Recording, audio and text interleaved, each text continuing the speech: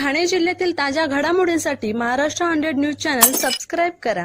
आमच्या बेल आयकॉनला प्रेस करायला विसरू नका. शहापूर वन विभागातर्फे वन कर्मचाऱ्यांसाठी बांधण्यात आलेली निवासस्थानं निकृष्ट दर्जाची, निसर्ग पर्यावरण संस्थेची चौकशीची मागणी.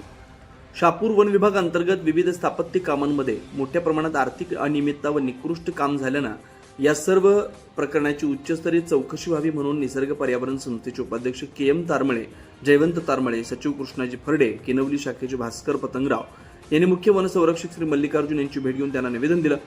निसर्ग पर्यावरण संस्थेच्या निवेदनात म्हटलंय की शहापूर वन विभाग अंतर्गत येणाऱ्या शहापूर, धसई, वाशाळा, विहीगाव, डोळखांब, खर्डी या वनपरिक क्षेत्रात कर्मचाऱ्यांची निवासस्थानं बांधण्यात आली. सदर निवासस्थानांचं बांधकाम अत्यंत निकृष्ट झाल्याच्या तक्रारी संस्थेकडे स्थानिक नागरिकांनी केल्या होत्या. याबाबत शेई मड येथील कामांची प्रत्यक्ष पाहणी केल्यानंतर बांधकाम निकृष्ट दर्जाचं असल्याचं स्पष्ट झालं. त्यामुळे सदर निकृष्ट कामाची उच्च स्तरावरून चौकशी व्हावी अशी मागणी निसर्ग पर्यावरण संस्थेने केली. दरम्यान शहापूर वन विभागाच्या निकृष्ट कामाची चर्चा जोरदार सुरू आहे. सदर कामांची चौकशी व्हावी म्हणून मुरबाडचे आमदार किसन कथोर यांनी अधिवेशनात प्रश्न उपस्थित केलाय.